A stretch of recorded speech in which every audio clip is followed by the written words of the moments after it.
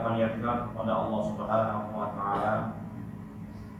Alhamdulillah di hadhihi al-munasabah, pada kesempatan kali ini kembali kita dipertemukan Allah Subhanahu wa taala di hadzal makan, pada tempat yang diberkahi ini, karena ta'allama al-ilm, dalam rangka duduk bersama-sama untuk menuntut ilmu agama. Dan tentunya ketika seseorang dimudahkan duduk di majelis ilmu, ini sebagai tanda kebaikan yang Allah Subhanahu wa taala inginkan kepada orang tersebut, sebagaimana sabda Rasulullah sallallahu alaihi wasallam, "Man yuridillahu bihi khairan yufaqihuhu fid din." Barang siapa yang Allah inginkan kebaikan kepada seseorang, maka Allah mudahkan dia untuk paham agama.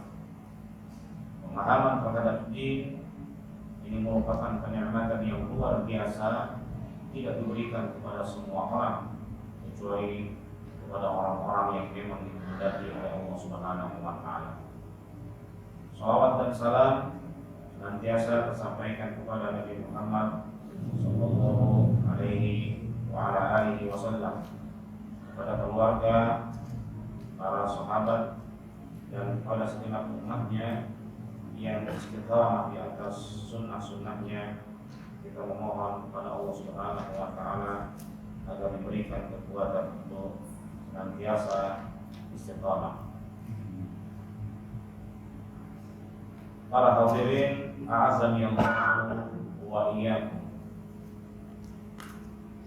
Sebagaimana pada pertemuan yang lalu, beberapa pertemuan yang lalu terkait dengan ahamiyat tauhid, pentingnya tauhid, urgensinya tauhid, di mana tauhid merupakan asas dari semua yang berada di dalam Islam. Maka Allah Subhanahu wa taala memerintahkan kepada para anbiya, memerintahkan kepada para nabinya untuk menyuruh kepada tauhid. Awwalu, perkara yang pertama kali yang Allah perintahkan kepada para nabinya adalah tauhid. Ini pertama kali. Min wazifatil anbiya, di antara tugas para nabi adalah mubasyirina wa mundzirin. Para nabi itu tugasnya adalah mubasyir, memberi kabar gembira, wa mundzir, memberi peringatan. Ini tugasnya para nabi. Semua nabi, dari Nabi Nuh alaihi salam sampai Nabi Muhammad sallallahu alaihi wasallam, fungsi utamanya adalah, atau tugas dan fungsi utamanya adalah mubasyir wa mundzir. Mubasyir wa mundzir, memberi kabar gembira dan memberi peringatan. Tidak hanya mubasyir saja, atau tidak hanya mundzir saja, tetapi mubasyir dan mundzir, memberi kabar gembira dan memberi peringatan. Semuanya, semua para nabi tidak lepas dari dua tugas dan fungsi ini. Memberi kabar gembira kepada orang-orang yang memang mau taat kepada mereka, taat untuk senantiasa beribadah hanya kepada Allah Subhanahu wa taala. Kabar gembiranya adalah kehidupan yang bahagia di dunia dan kehidupan yang bahagia di akhirat. Ini kabar gembiranya. Kalau kita perhatikan ayat-ayat Al-Quran, tidak lepas dari itu, tidak lepas dari memotivasi kita untuk senantiasa taat sehingga nanti kita masuk surga. Dan ini adalah kabar gembira bagi orang-orang yang taat. Banyak ayat-ayat Al-Quran yang menerangkan tentang busyra ini, kabar gembira ini. Sebagaimana sering kita baca, walladzina amanu wa 'amilus shalihat lahum jannatun tajri min tahtiha al-anhar khalidina fiha, dengan berbagai macam ungkapan yang terdapat dalam Al-Quran. Dan orang-orang yang beriman dan beramal saleh, bagi mereka jannah, surga, jannatu adnin yadkhuluna wa man salaha min abaihim wa azwajihim wa dhurriyyatihim. Mereka akan memasuki surga ketika Allah Subhanahu wa taala menerangkan tentang ulul albab itu akan memasuki surga, dan juga orang-orang yang saleh dari istrinya, dari keluarganya pun akan masuk surga. Banyak sekali ayat-ayat Al-Quran yang menerangkan tentang mubasysyir ini, memberi kabar gembira. Juga dengan hadis Rasul sallallahu alaihi wasallam. Rasulullah sallallahu alaihi wasallam ketika beliau berdakwah, beliau tidak lepas dari berdakwah untuk memberitahukan kabar gembira bagi orang yang taat dan memperingatkan azab yang pedih dari orang yang maksiat. Contohnya Rasulullah sallallahu alaihi wasallam, beliau misalkan, barang siapa, kata beliau, yang mengucapkan atau yang membaca ayat kursi setiap selesai sholat, setiap setelah selesai sholat, tidak ada balasan bagi dia illal jannah, kecuali surga. Ini mubasysyir. Contohnya demikian, barang siapa yang membaca subhanallah wa bihamdi setiap pagi atau sore selama atau kurang lebih 100 kali, maka pada setiap subhanallah wa bihamdi maka akan Allah berikan satu pohon di surga. Ini mubasysyir. Tentunya akan memotivasi kita untuk melakukan ketaatan. Banyak dari hadis-hadis Rasul sallallahu alaihi wasallam yang memberitahukan kepada para sahabatnya akan besarnya pahala bagi satu ketaatan, agar termotivasi. Man qara'a harfan, barang siapa yang membaca satu huruf dari Al-Quran, falahu asyru amsalihah, dia akan mendapatkan 10 kebaikan. Dan dari 10 itu akan berbuah 100 kebaikan atau 7 kebaikan. Aku tidak mengatakan bahwa alif lam mim itu satu huruf, kata Rasul. Tetapi alif satu huruf, lam itu satu huruf, dan mim satu huruf. Ini beliau memotivasi agar kita senantiasa membaca Al-Quran dengan pahala yang luar biasa itu. Di satu sisi, tugasnya para nabi ini adalah mundir, pemberi peringatan.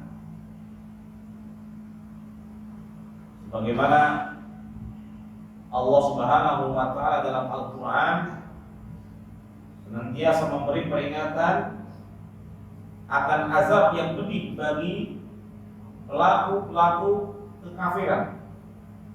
Contoh yang membuat kita merinding itu pada ayat surah An-Nisa, bagaimana sifat siksaan di neraka. Allah Subhanahu wa taala berfirman, walladzina kafaru wa kadzdzabu bi ayatina sanuslihim nara kullama natijat juluduhum baddalnahum juludan ghairaha liyadhuqul adab. Ini merinding sekali, Pak. Kalau kita baca terjemahnya luar biasa. Dan orang-orang yang kafir dan mendustakan ayat-ayat kami akan masukkan mereka ke dalam api neraka. Setiap kulit mereka terkelupas disebabkan oleh terbakar oleh api neraka itu, kami gantikan dengan kulit yang baru, kemudian dibakar lagi, kemudian digantikan lagi, kemudian dibakar lagi, liyadhuqul adab, agar mereka merasakan pedihnya azab. Ini luar biasa. Juga tentang orang-orang yang menahan hartanya, tidak mengeluarkan zakatnya. Allah Subhanahu wa taala dengan tegas mengatakan bahwa mereka itu akan disetrika nanti punggungnya. Walladzina yaknizuna adh-dhahaba wal fiddata wa lam yunfiquna fi sabilillahi fabashshirhum bi'adzabin alim. Dan orang-orang yang menyimpan emas dan perak kemudian dia tidak berinfaknya atau tidak mengeluarkan zakatnya, beritakanlah kabar gembira dengan azab yang pedih, yaitu pada hari di mana jidat-jidat mereka, punggung-punggung mereka disetrika dengan lempengan yang panas. Ini luar biasa. Bagaimana Al-Quran menggambarkan pedihnya api neraka. Contoh dalam surah yang sering kita baca dalam surah An-Naba. Inna jahannama kanat mirsada. Sesungguhnya neraka jahanam itu mengintai-intai. Littaqina ma'aba.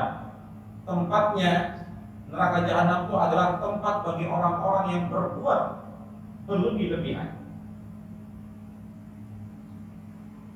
Labithina fiha ahqaba la yadhuquna fiha bardan wala syaraba. Ketika seorang masuk ke dalam neraka, la yadhuquna fiha bardan wala syaraba, mereka tidak pernah akan merasakan kenyamanan, wala syaraba, mereka tidak akan pernah mendapatkan minum. Illa hamima wa ghassaqa, minum mereka itu hanyalah nanah yang kotor, yang bau. Ini gambaran tentunya dari Al-Quran tentang peringatan-peringatan. Disinilah fungsinya para nabi, yaitu mubasyir dan munzir. Sebagaimana dalam Al-Quran selalu seperti itu. Dan kalau kita perhatikan ayat-ayat Al-Quran, selalu setelah ayat Al-Quran memberitakan tentang orang-orang yang beriman, selalu ayat Al-Quran berpindah kepada orang-orang yang kafir. Senantiasa seperti itu. Setelah misalkan menceritakan orang-orang yang kafir, berpindah walladzina amanu wa amilus shalihat. Selalu seperti itu agar kita sadar, yang membaca sadar bahwa kita harus selain taat kepada Allah, kita pun harus waspada dari kemaksiatan kepada Allah Subhanahu wa taala. Nah, para nabi itu tugasnya seperti itu. Mubasyir dan munzir. Dari zaman Nabi Nuh alaihi salam, ini tugas yang tidak ringan. Ini tugas orang-orang yang mulia. Sebagaimana Allah Subhanahu wa taala mengisyaratkan tentang pentingnya tugas ini pada surah Al-Asr. Wal 'asri innal insana lafi khusr illa alladziina aamanu wa 'amilus shalihaati wa tawassaw bil haqqi wa tawassaw bis sabr. Demi masa, sesungguhnya manusia itu benar-benar berada dalam kerugian kecuali orang-orang yang beriman, beramal soleh, tawassaw bil haqq. Ini tugas dakwah, saling nasihat menasihati dalam kebenaran, wa tawassaw bis sabr, dan saling nasihat menasihati dalam kesabaran. Maka Allah Subhanahu wa ta'ala muliakan para anbiya dengan tugas atau risalah ini, risalah dakwah ini. Risalah yang menjadikan mereka unggul dari yang lain adalah pada masalah ini, yaitu pada masalah mereka berdakwah, mengajak manusia. Ini bukan perkara yang ringan. Mengajak manusia itu bukan perkara yang ringan. Dan Allah Subhanahu wa ta'ala, kalau kita perhatikan ayat-ayat Al-Quran, mengutus para nabi itu setelah terjadinya penyelewengan dan penyimpangan pada manusia. Ketika umat itu sudah mulai menyimpang, sudah mulai keluar dari jalur yang ditetapkan oleh Allah Subhanahu wa ta'ala, Allah utus nabi di sini. Kana an-nasu ummatan wahidah fab'atha Allahu an-nabiyyina mubasysyirin wa munzirin. Dulu manusia itu umat wahidah, satu umat saja. Pada zamannya Nabi Adam alaihissalam dan beberapa keturunannya, mereka semua bertauhid kepada Allah Subhanahu wa ta'ala. Mereka semua beribadah dan menyembah hanya kepada Allah Subhanahu wa ta'ala. Sampai seorang anaknya Nabi Adam pun yang membunuh saudaranya itu menyembah hanya kepada Allah Subhanahu wa ta'ala. Kemudian kurun demi kurun berlalu, mulailah terjadi penyimpangan. Dan penyimpangan yang pertama kali adalah penyimpangan dalam tauhid. Ajaran Nabi Adam alaihissalam mulai dilupakan. Ajaran tauhid mulai dilupakan. Maka Allah Subhanahu wa ta'ala mengutus nabi. Makanya sebagian ulama menyatakan bahwa awal rasulin ba'athallahu ila ummatin itu Nuh alaihissalam. Sebagian bahwa rasul pertama yang diutus itu Nabi Nuh alaihissalam. Karena ketika itu banyak di antara manusia yang menyimpang di zamannya Nabi Nuh alaihissalam. Apa penyimpangan yang paling besar pada zamannya Nabi Nuh alaihissalam? Penyimpangan tauhid. Dalam hal apa penyimpangan itu? Pada masalah ta'zim lis-shalihin, mengagungkan orang-orang saleh. Bagaimana kisahnya dulu ketika orang-orang saleh di kalangan mereka itu meninggal dunia? Ada satu tradisi pada masanya Nabi Nuh alaihissalam. Tradisinya adalah membangun prasasti peringatan sebagai bentuk penghormatan kepada orang saleh itu.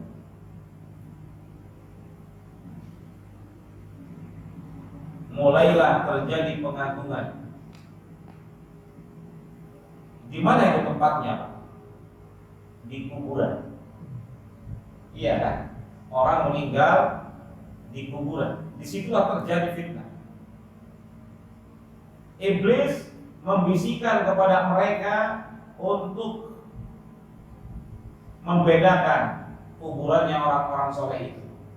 atau membuatkan tanda sebagai bentuk bahwa ini adalah orang saleh, atau meninggikan kuburan dari yang lain karena dia adalah orang yang saleh. Meninggikan kuburan, memberikan prasasti atau tanda penghargaan di kuburan sehingga berbeda dengan kuburan yang lain. Kalau kita tanya, syirik apa bukan? Syirik apa bukan? Syirik bukan, Pak? Bukan syirik. Cuma ditinggiin doang. Iya kan? Sholat yang dilarang oleh Rasul sallallahu alaihi wasallam, la tusallu ilal qubur, jangan kalian sholat ke kuburan. Syirik apa bukan? Bukan. Tapi mengapa dilarang?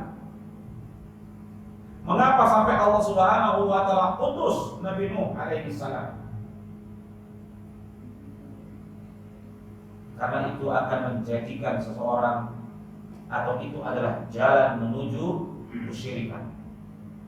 Mungkin di masa kita enggak syirik, hanya sekedar prasasti saja. Kenapa sih nggak boleh? Kan memang dia orang soleh, kenapa sih? Kan begitu.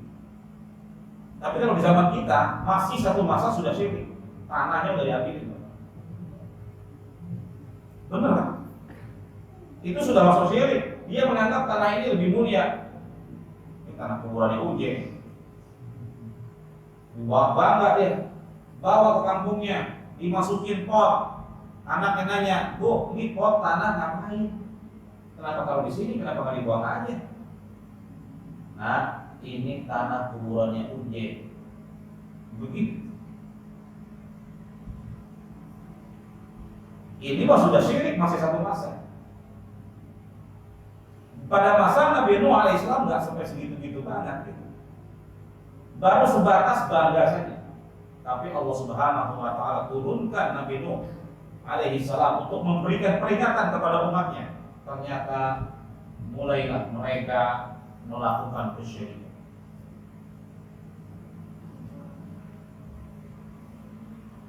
Mulai mereka terjatuh kepada kesyirikan pada masa dakwahnya Nabi Nuh alaihissalam. Maka Nabi Nuh alaihissalam menyuruh umatnya agar mereka kembali, agar mereka kembali kepada Allah, memperingatkan umatnya dari kesyirikan yang mengakibatkan fatal. Sebagaimana sudah kita terangkan pada pertemuan yang lalu, sehebat apapun dia beramal, satu dosa kesyirikan selesai sudah. Dia amalnya luar biasa, puasanya luar biasa, hajinya luar biasa, umrohnya luar biasa. Satu, ada kesyirikan dan itu dibawa sampai mati, selesai sudah. Khalidina fiha, selama-lamanya di neraka dan dia tidak selamat. Makanya Rasulullah sallallahu alaihi wasallam beliau bersabda, "Ya ibna Adam, lau ataitani bi turabil ardi khataya." Ini dalam surah hadis qudsi. Allah berfirman, seandainya wahai anak Adam, seandainya kau datang kepadaku dengan dosa sepenuh bumi, dosa sudah, hidupnya penuh dengan dosa.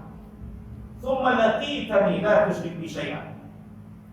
Tetapi kau menghadap aku, kata Allah, tidak membawa sedikit pun dosa syirik, la ataituka bi turabihal maghfirah, maka aku pun akan datang kepadamu dengan ampunan sepenuh bumi pula.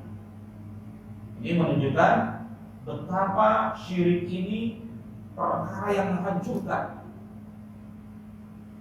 dan betapa tauhid ini perkara yang menyelamatkan. Dosanya banyak, tapi tidak ada dosa syirik. Bisa jadi Allah Subhanahu wa taala ampuni semua dosa-dosa itu.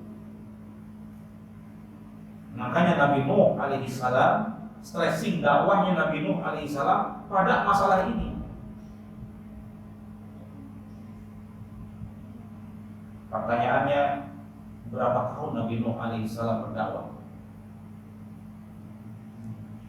950 tahun. Luar biasa. Ini menunjukkan betapa gigihnya Nabi Nuh alaihissalam untuk terus menyeru umatnya sampai pada surah Nuh alaihissalam. Pada surah Nuh, ya, beliau mengeluhkan, Rabbi inni da'awtu qaumi lailan wa nahara. Subhanallah. Ya Allah, aku mendakwati kaumku itu siang dan malam. Subhanallah. Ini sebagai contoh bagi para dai yang seharusnya bisa seperti Nabi Nuh alaihissalam dalam berdakwah, dan semua para nabi seperti itu. Laila wa nahara, semuanya dikerahkan untuk mengajak manusia kepada kebaikan, yaitu tauhid, dan memperingatkan umat dari kesyirikan. Mengapa dimusuhi Nabi Nuh alaihissalam? Pertanyaannya kenapa?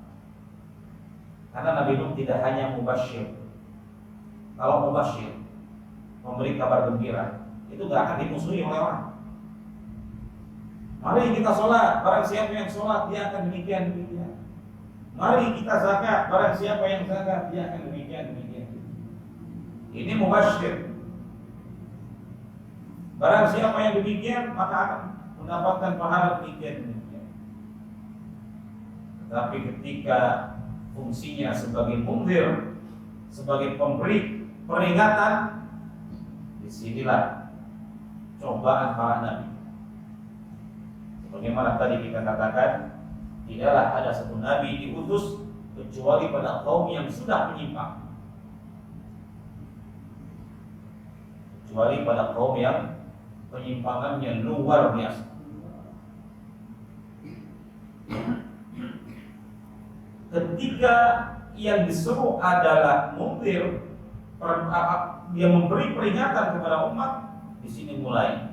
Karena yang diusik adalah tradisi, yang diusik adalah penyimpangan yang sudah mentradisi. Makanya sebagian orang, ketika ada sebagian dai menyeru kepada tauhid dan memperingatkan umat dari syirik, hati-hati di kuburan banyak terjadi kesyirikan, hati-hati di tempat ini banyak terjadi kesyirikan, hati-hati tentang masalah syirik ini syirik itu. Mereka mengatakan ini merusak tradisi keislaman di negeri kita. Begitu. Ini orang-orang ini membuat perpecahan. Ada. Orang-orang ini menimbulkan keresahan.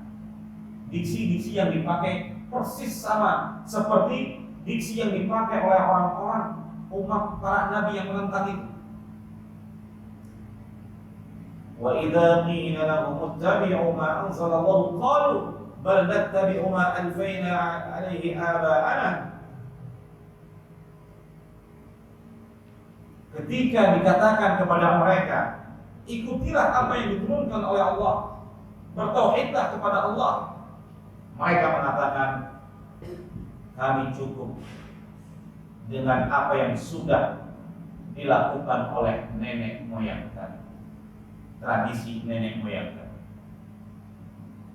Maka diksi-diksi seperti itu ternyata kerap kita dengar di hari-hari ini. Persis sama dengan apa yang dikatakan oleh kaum jahiliyah di zaman dulu. Ketika ada orang yang memberikan peringatan, hati-hati terhadap fenomena kesyirikan, hati-hati terhadap pelanggaran-pelanggaran tauhid, langsung dicap sebagai pemecah belah.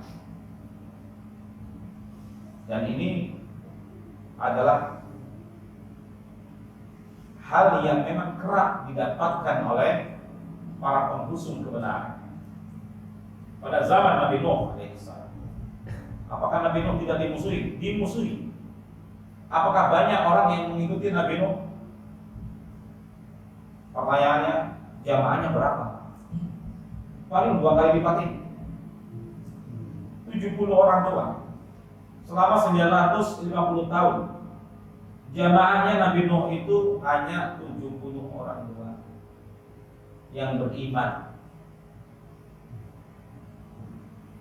Masya Allah. Kemudian kita katakan, apakah Nabi Nuh nggak berhasil dakwahnya? Kan begitu. Kadang-kadang ukuran keberhasilan itu adalah kita menghitungnya dari apa? Dari orang yang mengikut atau tidak. Padahal itu bukan. Dakwanya para nabi itu adalah alqi kalimataka wamshi. Dakwanya para nabi itu adalah sampaikan al-haq, sampaikan kalimatmu, sampaikan kebenaran dan selesai. Urusan menerima atau tidak itu urusan Allah Subhanahu wa taala. Maka yang pertama kali didakwahi oleh Nabi Nuh alaihissalam adalah penyimpangan yang berbahaya, yaitu masalah tauhid. Kemudian juga Nabi Ibrahim alaihissalam, Khalilur Rahman. Kalau kita baca dalam Al-Quran, luar biasa bagaimana Nabi Ibrahim alaihissalam mematahkan argumentasi orang para penyembah benda-benda yang ada di langit. Karena pada masa itu perbintangan itu atau ilmu perbintangan sedang marak-maraknya, sehingga ada satu kaum yang menyembah benda-benda yang ada di langit. Makanya Nabi Ibrahim alaihissalam mengajak mereka berpikir. Falamma ra'a al-qamar, ketika Nabi Ibrahim melihat qamar, melihat bulan. Nabi Ibrahim ketika melihat bulan, Nabi Ibrahim mengajak mereka berpikir, oh ini Tuhanku tuh ini. Falamma afala, ketika bulan itu hilang, Nabi Ibrahim mengajak mereka berpikir, la uhibbul afilin. Kok bisa Tuhan muncul kemudian hilang begitu saja? Ketika datang matahari, ini mungkin Tuhan hadza akbar, ini lebih besar dari yang tadi, dari bulan. Ternyata ketika hilang, inni bari'un mimma tusyrikun. Kata Nabi Ibrahim, saya berlepas diri dari apa yang kalian sembahkan, yang kalian sembah. Ini dakwah Nabi Ibrahim alaihissalam. Inni wajjahtu wajhiya lilladzi fatara as-samawati wal ardh wa ma ana minal musyrikin. Sesungguhnya aku hanya menyembah, aku hanya menunjukkan wajahku kepada satu-satunya yang menciptakan langit dan bumi, yaitu Allah Subhanahu wa taala. Apa tanpa resiko, Pak? Resiko. Ketika Nabi Ibrahim alaihissalam berdakwah, bukan tanpa resiko. Pada masanya Nabi Ibrahim beda dengan pada masanya Nabi Nuh alaihissalam. Kalau pada masanya Nabi Nuh ini benih-benihnya, tapi kalau pada masa Nabi Ibrahim, waduh, sudah kesyirikan. Patung-patung sudah banyak, sudah mulai disembah. Nabi Ibrahim ingin mengajak mereka untuk berpikir bahwa patung-patung ini sama sekali tidak bisa memberikan manfaat. Suatu ketika mereka mengadakan ritual, Nabi Ibrahim diam-diam masuk ke ruangan peribadatan mereka yang banyak patung. Kemudian semua patungnya dihancurkan. Semua patungnya dihancurkan dan hanya menyisakan satu patung yang paling besar. Ditaruhlah tampak di situ. Ketika mereka masuk untuk melakukan ritual ibadah, kaget mereka. Tuhan kok hancur? Gimana ini, Pak? Siapa yang melakukan ini? Bi'alihatina, terhadap Tuhan kami ini. Mereka mengatakan, ada seorang pemuda yang namanya Ibrahim. Dia selalu saja memperingatkan manusia dan tidak senang dengan apa yang kita lakukan. Jangan-jangan dia. Kalau begitu panggil orang itu. Dipanggillah Nabi Ibrahim alaihissalam. Terjadilah dialog antara Nabi Ibrahim dengan raja. Bagian ulama mengatakan Namrud. Ya. Dialog. Apa pertanyaan pertama? Kenapa kamu melakukan ini? Zaman dulu nggak ada CCTV. Kata Nabi Ibrahim, tanya saja siapa yang melakukan ini. Kenapa kau langsung menuduh saya? Tuh lihat kampaknya ada di mana? Ada di patung yang paling besar. Tanya dia. Apa kata raja? Kamu tuh kok kayak nggak punya otak ya? Mana mungkin dia bisa ngomong? Itu rajanya sendiri ya, yang bilang seperti itu. Mana mungkin dia bisa berbicara? Lah, ngapain disembah kalau nggak bisa ngomong aja? Ngomong aja nggak bisa, ngapain disembah? Jadi Nabi Ibrahim mengajak sampai sedemikian. Ada tak resikonya? Resiko berdakwah seperti itu luar biasa. Ya resikonya dihukum, penjara, dikriminalisasi. Pokoknya resikonya luar biasa itu.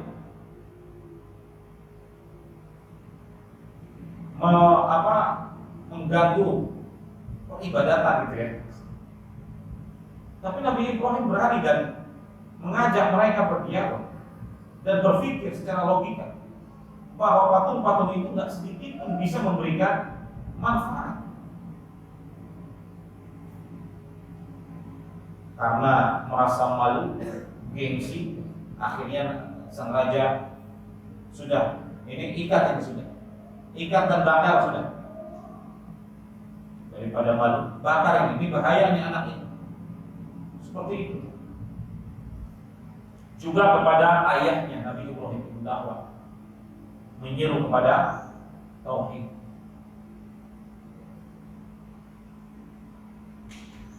Sampai Nabi Ibrahim diusir oleh ayahnya, tidak diakui oleh ayahnya, karena Nabi Ibrahim selalu mengganggu apa yang dilakukan oleh ayahnya sebagai pembuat patung. Jadi ayahnya itu Azar itu pekerjaannya adalah membuat patung. Subhanallah. Nah, luar biasa sekali dakwahnya para nabi, penuh dengan resiko. Nabi Nuh alaihissalam, Nabi Ibrahim alaihissalam, penuh dengan resiko. Pun demikian Nabi Musa alaihissalam. Nabi Musa alaihissalam menghadapi bukan orang yang menyembah patung lagi, bukan kaum yang menyembah patung, menghadapi orang yang mengaku Tuhan. Ini lebih ekstrim lagi. Nabi Musa alaihissalam, orang yang mengaku Tuhan, ana rabbukumul a'la. Selesai sudah. Saya adalah Tuhan kalian yang paling tinggi. Begitu. Nabi Musa alaihissalam diperintahkan oleh Allah untuk mendakwahi mereka, berdakwah kepada mereka, untuk mendakwahi Firaun agar bertobat dari perkataannya itu. Apa tidak ada risiko? Luar biasa. Bagaimana Nabi Musa alaihi salam dikejar-kejar, dijadikan DPO. Apa DPO? Daftar orang dalam dia. Dan bagaimana Bani Israel sebagai klannya Nabi Musa alaihi salam itu disiksa habis-habisan pada masa Firaun. Luar biasa.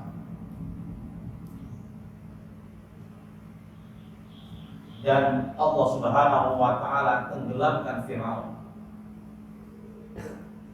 Dalam kondisi ketika itu Nabi Musa dan Bani Israel sudah tidak lagi merasa ada tempat di situ, karena di depannya laut, tempat untuk berlari. Di belakang adalah pasukan Firaun. Allah Subhanahu wa taala mengilhamkan kepada Nabi Musa untuk memukul tongkatnya. Kemudian Allah belah lautan itu. Kemudian Allah tenggelamkan Firaun. Ujian Nabi Musa bukan hanya itu, tapi ujian Nabi Musa lebih ekstrim lagi. Beliau diuji oleh kaumnya yang suka menentang, kaumnya yang tidak mau lepas dari kesyirikan, yaitu Bani Israel. Luar biasa Bani Israel ini, luar biasa penentangannya. Setelah diselamatkan oleh Allah Subhanahu wa taala, lautan dibelah, kurang lebih kekuasaan Allah diperlihatkan di depan matanya Bani Israel ketika Nabi Musa alaihissalam mengajak mereka ke Palestina. Apa kata mereka? Wahai Musa, buatkan kami patung-patung sebagaimana juga mereka punya patung. Ajib, agak ajib. Biar kami bisa menyembah patung itu. Ini ngeri sekali. Bahkan mereka mengatakan, ya Musa, lan nu'mina laka hatta narallaha jahra. Wahai Musa, kami enggak mau beriman kepada Tuhan, enggak mau beriman kepada Engkau sampai kami melihat Tuhanmu dengan mata kepala sendiri. Ini luar biasa. Bani Israel itu penentangannya luar biasa. Langsung Allah kirimkan petir, mati mereka semua. Mati. Dan sebagian ulama mati. Sebagian ulama bilang pingsan. Kemudian summa ba'asnakum min ba'di mautikum la'allakum tashkurun. Kemudian kami bangkitkan kembali setelah mereka mati. Ini apa ini? Kenikmatan yang luar biasa. Dihidupkan kembali agar mereka sadar. Wa dhallalna 'alaikumul ghamama wa anzalna 'alaikumul manna wassalwa. Tidak hanya itu. Bani Israel dalam perjalanannya selalu diberikan awan yang membuat mereka selalu teduh, dan Allah berikan makanan langsung dari langit, yaitu manna dan salwa. Kurang lebih, ternyata mereka masih saja ketika mau memasuki Palestina, ya, Nabi Musa alaihissalam harus mengalahkan kaum yang ada di sini, harus berperang melawan kaum yang ada di sini. Apa kata Bani Israel? Ya Musa, inna lan nadkhulaha hatta yakhruju minha. Kami enggak mau masuk sampai orang-orang penduduk asli itu keluar dari negeri itu. Enggak mau kami.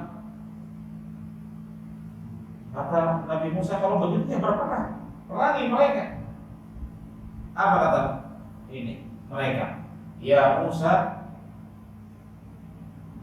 fakhruj anta wa rabbaka Inna lan nadkhulaha abadan ma damu fiha. Selama mereka ada di sana, kami enggak mau masuk dan kami enggak mau perang juga. Fakhruj anta wa rabbuk fakhruj anta wa rabbuka faqatila inna huna qa'idun. Kamu saja sudah dengan Tuhan yang perangin. Kami nunggu saja, nunggu hasil. Ngeri ini perkataannya. Nabi Musa ini perkataan buat emosi benar. Kalau ada orang ini buat emosi sekali, luar biasa. Kamu saja yang perang, kami nunggu saja, nunggu hasil saja. Tahu beres saja. Allah Akbar. Ketika Allah taklukkan mereka lewat orang-orang semuanya yang tentunya yang ngomong seperti ini, ada orang-orang yang tentunya bersama Nabi Musa beriman. Allah taklukkan mereka. Kemudian Nabi Musa memerintahkan Nabi Israel, Bani Israel untuk apa? Untuk masuk. Seraya mengatakan menundukkan punggungnya gitu ya. Dalam surah Al-Baqarah, udkhulul hadhihi al-qaryah faqulu minha haythu wadkhulul baba sujjadan wa qulu hittatun naghfir lakum khataaya. Masuklah kepada pintu ini dalam keadaan tunduk, dalam keadaan beristighfar, dalam keadaan meminta ampunan kepada Allah. Kami pun akan meminta ampunan. Tapi mereka merubah kata fabaddala alladziina dzalamu qawlan ghayra alladziina qila lahum, yaitu mereka merubah ampunilah Allah. Hittah itu ya, hittah itu namanya maknanya adalah ampunilah aku ya Allah, berubah menjadi hittah. Hittah itu semodel beras dan gandum. Ini luar biasa. Dipelesetin. Ini Bani Israil dan Nabi Musa alaihissalam terus dengan bersabar beliau mendakwahkan tauhid kepada Bani Israil. Pun demikian dengan Nabi Muhammad sallallahu alaihi wasallam. 23 tahun, 10 tahun, 13 tahun di Mekah, 10 tahun di Madinah. Dakwah beliau semuanya tauhid.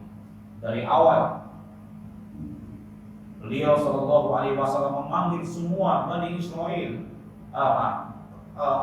memanggil semua masyarakat Quraisy ketika itu. Ya masyarakat Quraisy, demi Allah, sedikitpun aku tidak akan bisa menyelamatkan kalian dari api neraka. Wahai kaum Abdi Manaf, demi Allah, sedikitpun aku tidak akan bisa menyelamatkan kalian dari api neraka. Terus disebutkan kaum-kaum.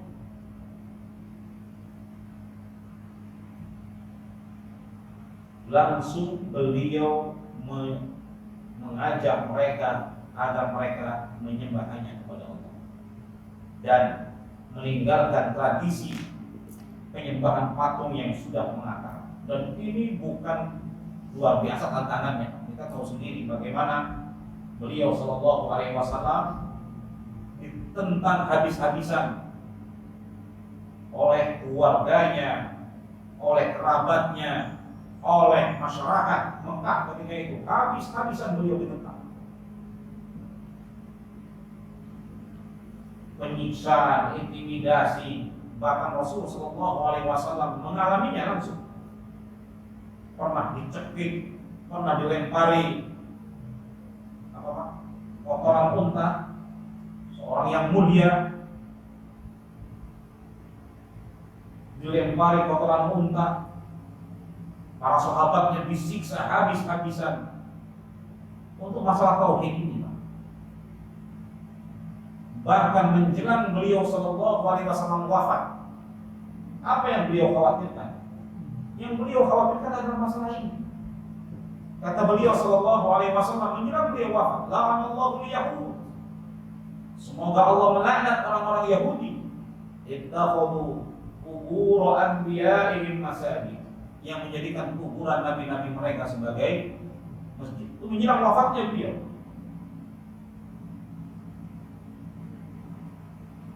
ketika beliau sallallahu alaihi wasallam menjelang wafat, beliau memanggil salah satu istrinya, kemudian menanyakan, bagaimana kamu perjalanan kamu melewati gereja-gereja. Istrinya juga merasa kagum, ada gambar-gambar luar biasa. Kata Rasul sallallahu alaihi wasallam, ulaika syirarul khalqi indallah, mereka itu adalah seburuk-buruk makhluk di sisi Allah. Ulaika, mereka itu, idza mata fihim as-salih banau ala qabrihi al-masajid. Yaitu apa? Ketika ada orang soleh meninggal di kuburan, mereka membangun masjid di dekat-dekat kuburan mereka. Ini menjelang wafat beliau, yang beliau khawatirkan itu. Dari awal beliau berdakwah sampai wafatnya beliau sallallahu alaihi wasallam, agar kita berhati-hati dari masalah ini, masalah kesyirikan. Sampai Rasul sallallahu alaihi wasallam mewanti-wanti, inna akhwafa ma akhafu alaikum asyirku. Sesungguhnya yang paling aku khawatirkan terhadap kalian itu adalah kesyirikan. Di zaman sekarang lantas ada orang yang berbicara, kami nggak mungkin melakukan kesyirikan. Dulu kenapa para sahabat itu melakukan kesyirikan? Karena mereka baru masuk Islam, dekat dengan masa kesyirikan. Nah, kalau kita nggak mungkin lah. Ini perkataan yang menunjukkan kalau kita nggak takut kepada kesyirikan. Padahal Rasulullah SAW bersabda, "Asyirku akhfa min dabibil nar." Syirik itu lebih samar dari rayapan semut yang hitam di malam yang gelap. Ya. Di malam yang gelap, di batu yang hitam. Ini menunjukkan kalau terkadang orang jatuh kepada kesyirikan tanpa dia sadar, karena dia nggak belajar apa itu tauhid dan apa itu syirik. Dia nggak belajar. Buku yang berbicara tentang syirik tauhid itu luar biasa. Ini salah satu buku yang saya bawa. Ini jilid 1 saja, 1 jilid. Ini kita tauhid yang menunjukkan kalau dibaca, masya Allah, fenomena kesyirikan banyak sekali. Dan justru orang terjatuh itu dalam buku ini banyak terjatuh pada masalah-masalah yang disepelekan, masalah-masalah kecil, tetapi disepelekan. Jadi kesimpulannya adalah bahwa dakwahnya para nabi dari awal, yaitu dari Nabi Nuh alaihi salam sampai Nabi Muhammad sallallahu alaihi wasallam, adalah dakwah tauhid, dakwah yang penuh dengan resiko.